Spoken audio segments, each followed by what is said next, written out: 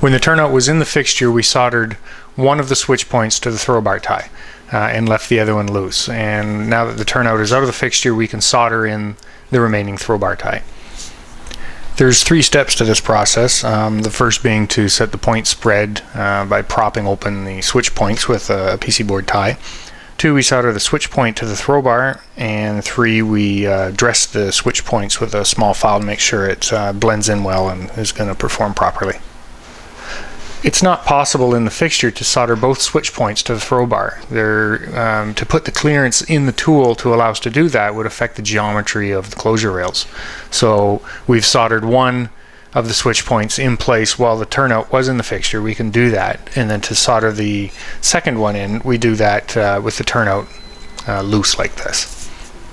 The amount of space between the 2 switch points when they're soldered onto the Throwbar tie is called the point spread. It's a fairly critical dimension. You have to make sure that the distance is set to the proper size that allow a set of wheels to pass through the turnout without any interference.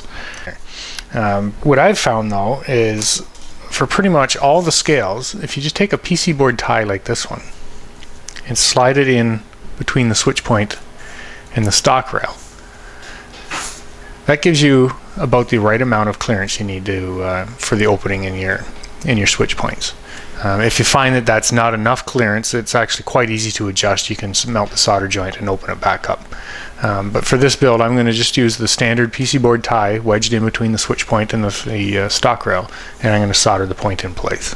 Making sure that the previously soldered switch point is closed tight against the stock rail. We're going to apply a little bit of flux on the switch point and solder it in place. And you want to make sure that you get a really nice solder joint on here, because this one does take a little bit of abuse as the turnout gets used over the years. But as long as you get a nice bridge like what I've done here, where it's formed a nice fillet between the stock rail and the Throwbar tie, it's going to be very structurally solid, and it'll last for a long time.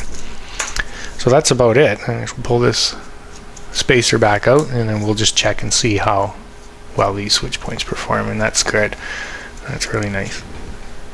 Even though the Throwbar tie is soldered solid to the switch points, there isn't really a lot of stress being applied to these solder joints as the turnout is operated, because what's happening is that whole Throwbar is kind of rocking back and forth like this as the turnout or as the switch points move back and forth.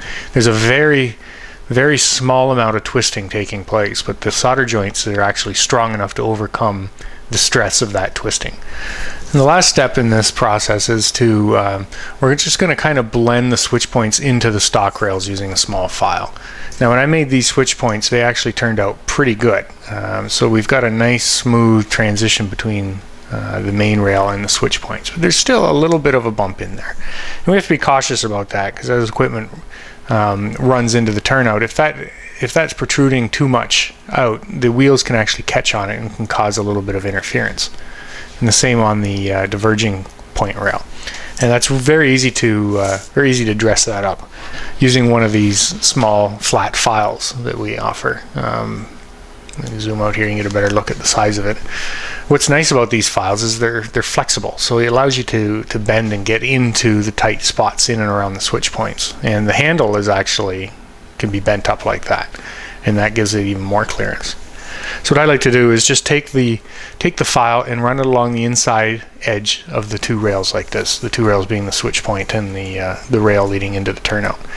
And I'm just blending them like this. Just by filing, it's going to knock off anything that happens to be protruding out on the switch point.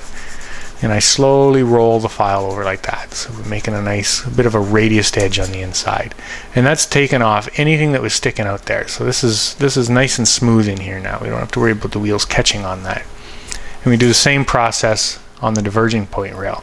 You can see where the switch point is a little bit proud of the stock rail, and that's quite easily to fix with this file. We just kind of blend it in like this. You can see where I'm rolling that over. We're making a nice sharp point on the end of our switch points, getting rid of that little piece that was protruding out. And now you can see how that blends in there, nice and smooth. We check it with a set of wheels. We can see how that's very smooth. Even if I put pressure on the side of the wheels to force it up against the stock rail, it's still, there's no bumping, there's no interference there. Same with the straight route, nice and smooth, and that's the effect we're looking for on our switch points. That's going to give you a lot of completely trouble-free operation.